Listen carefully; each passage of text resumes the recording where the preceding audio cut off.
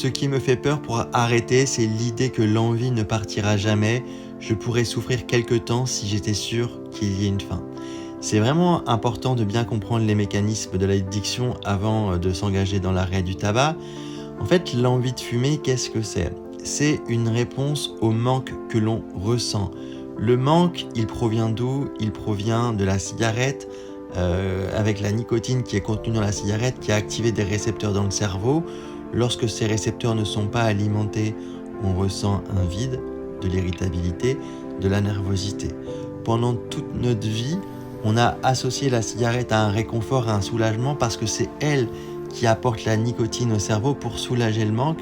C'est pour ça qu'on a fait de fumer une envie, un désir, un plaisir, une récompense, un réconfort, parce que pendant quelques instants, quand on fume, elle soulage le manque qu'elle crée. Et donc à partir de là, on a déjà 2 dépendances. Il en existe également une troisième, la dépendance physique, qui crée le vide, qui crée le manque. Il faut à peu près 3 à 4 semaines pour se sevrer physiquement de la nicotine. Ensuite, le cerveau a fait de cette drogue un besoin fondamental, et c'est pour ça que la dépendance comportementale existe. Notre cerveau nous protège du manque, et donc on crée des habitudes, des réflexes de fumer pour ne pas subir les symptômes de manque. Donc là, c'est notre inconscient qui nous envoie des stimuli pour fumer de manière régulière. Ces habitudes, en général, entre 1 et 3 mois, elles finissent également par s'estomper et on n'a presque plus de flash. La troisième dépendance est certainement la plus importante. On s'est approprié son addiction comme un choix.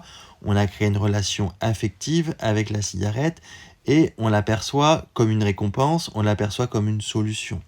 Si on ne déconstruit pas son regard sur la cigarette, la souffrance de ne pas fumer, elle existe pendant des mois, voire des années, parce qu'on a le sentiment d'avoir perdu une amie, un plaisir, et la souffrance psychologique, elle est forte. C'est pour ça qu'il est important de déconstruire son addiction au tabac pour réaliser qu'on ne perd pas un plaisir, mais qu'on se délivre du manque que la cigarette impose.